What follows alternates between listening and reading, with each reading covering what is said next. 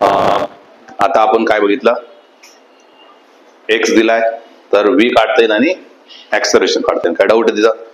जोपर्यंत तुमचं differentiation clear नसेल, कारण की डिफरन्शिएशन इंटिग्रेशन ही गोष्ट लागणारी, सो नसेल केलेलं तर करून घ्या, अजून वेळ गेलेली नाही.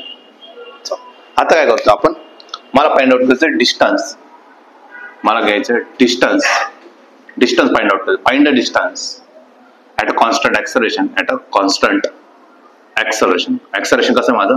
कॉन्स्टंट आहे. कॉन्स्टंट ऍक्सलरेशन, परत कॉन्स्टंट ऍक्सलरेशन दोन टॉपिक राहून गेले, तेवढं आपण घेणार आहे. डिस्टन्स वाटतं कॉन्स्टंट ऍक्सलरेशन. मी काय म्हटलं, फाइंड द, ऑलरेडी झालेलं ते त्यांना घेतो. Find the distance when it started from rest, it started from rest, started from rest with constant acceleration, with a constant acceleration, then achieve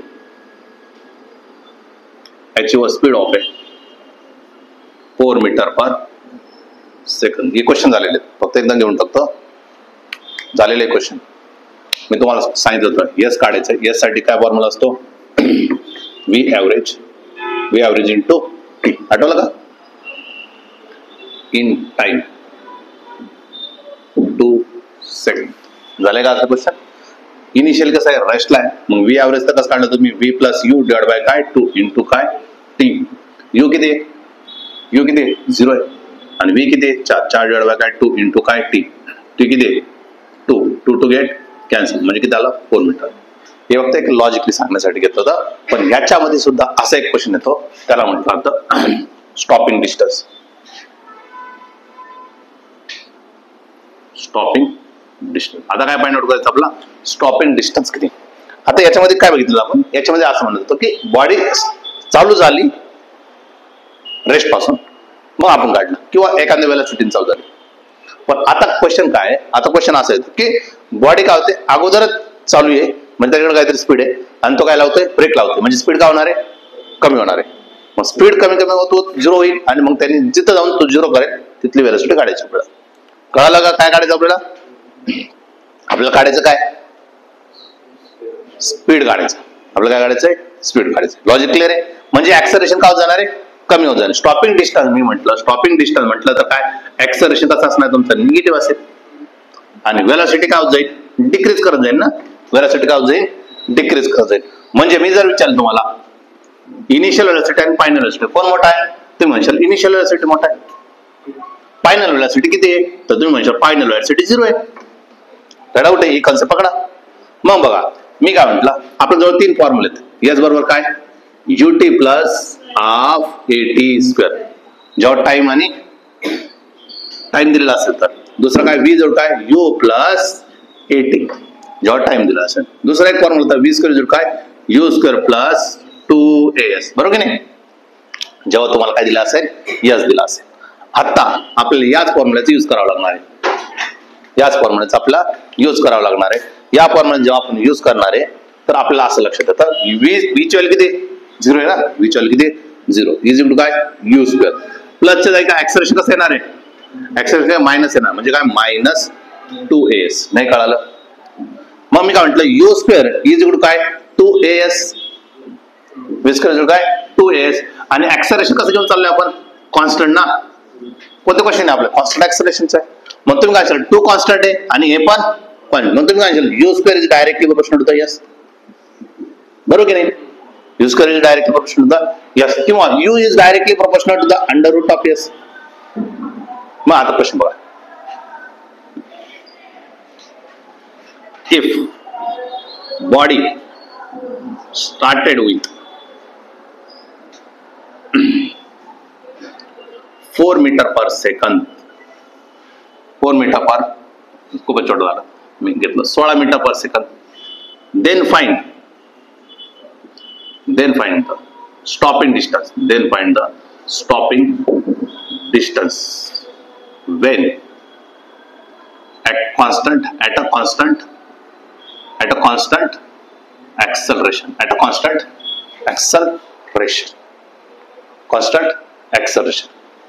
चला तर तुम्हाला कॉन्स्टंट ऍक्सलरेशन कॉन्स्टंट ऍक्सलरेशन आपल्याला विचारलं काय कितीचा डिस्टन्स आहे, फाइंड द स्टॉपिंग डिस्टन्स. मग तुम्हाला माहिती आहे ना, काय माहिती तुम्हाला, s is directly proportional to काय, s is u square is directly proportional to काय, यस आहे आपल्याला विचारलं यस ना, s is directly proportional to काय under root of u, sorry उलट लिहिलं, s is directly proportional to u. आपल्याला काय विचारलं यस, यस ची व्हॅल्यू किती, यू ची व्हॅल्यू किती 16 आहे.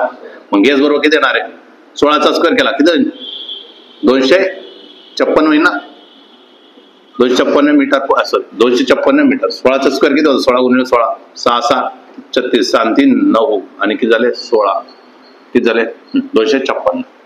कळालं का, 256 मीटर. लॉजिक कळालं का. आता क्वेश्चन बघा, if find the stopping distance when it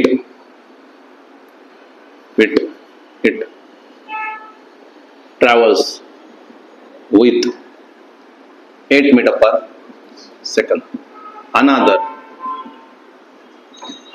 day it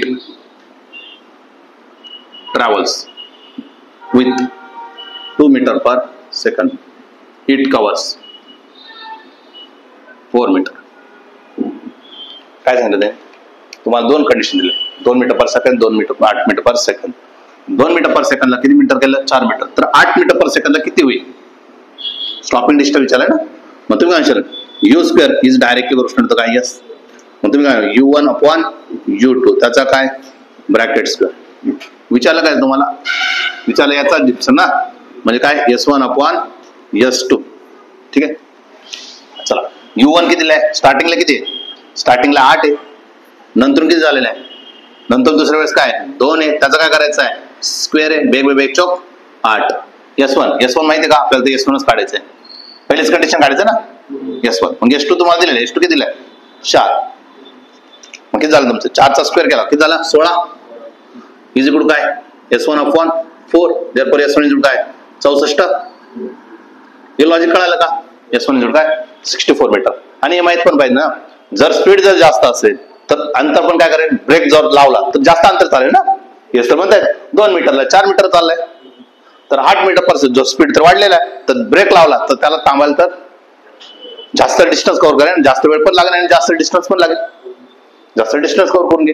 किती गेला 64 मीटर. लॉजिक कळालं का, स्टॉपिंग डिस्टन्सचे क्वेश्चन कळाले. स्टॉपिंग डिस्टन्स काय, अजून एक क्वेश्चन घेतो मी. असं म्हटलं यू तुमचा 56 किलोमीटर पर आवर आहे U1, तेव्हा त्यांनी डिस्टन्स कव्हर केला 120 किलोमीटर. विचारलं तुम्हाला 120 मीटर. U2 मला जर S2 मला जर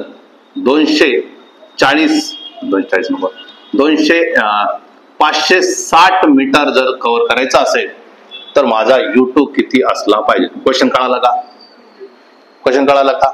जर माझा हा स्पीड असताना एवढं डिस्टन्स घेतोय तो, तर एवढं डिस्टन्स कव्हर करण्यासाठी मला स्पीड किती मला सांगा, जास्त राहील का 56 किलोमीटर पर आवर पेक्षा जास्त राहील का कमी राहील, जास्त राहील ना, कारण अंतर काय झालं जास्त कव्हर करतोय.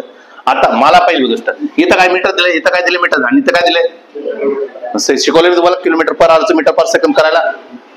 काय होणार आहे 56 आहे ना, 56 गुणिले किती पाय बाय 18 18 त्रिक 56 म्हणजे किती 15 मीटर पर सेकंड. आता काय अडचण येणार नाही, पण त्यांनी कशामध्ये दिलं किलोमीटर पर आवर मध्ये. मग तुम्ही काय u square is direct proportional to काय, येस. मग तुम्ही काय U2 काढायचं, मग वरती U2 घ्या, U2 बाय U1 त्याचा काय bracket square is equal to काय S2 बाय S1. चला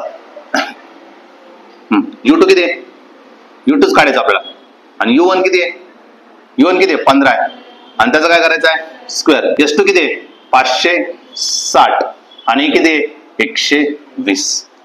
हा R0 किती 12 ते 12 600 घ्या, थोडस कनेक्शन 600 घ्या, कॅल्क्युलेशन करा सोपं आहे. 600 घेतला 12 60, काय डाऊट आहे 12 60. मग तुम्ही काय असाल U2 बाय 15 त्याचा स्क्वेअर केला, हा काय झाला तुमचा 5. आता 5 जर झाला तर मला काय करायचं स्क्वेअर करायचं ना, स्क्वेअर रूट घ्यावं लागेल. U2 काढायचं म्हणजे मला काय स्क्वेअर रूट घ्या, मग U2 बाय 15. इकडं काय करणार, अंडर रूट ऑफ 5 घेणार, मग अंडर रूट ऑफ 5 घेणार. मग मला U2 काढायचं, U2 इज काय 15 अंडर रूट ऑफ 5 आणि अंडर रूट ऑफ 5, तर तुम्ही म्हणशाल 15 अंडर रूट ऑफ 5 किती असते, 2.125. मल्टिप्लाय करा, आन्सर तुम्हाला भेटून जाईल. काय डाऊट आहे? स्पीड काय झाले, डबल झाले ना, डबलच्या वरती गेली, डबलच्या थोडस वरती गेली. ठीक आहे, पटकन घ्या.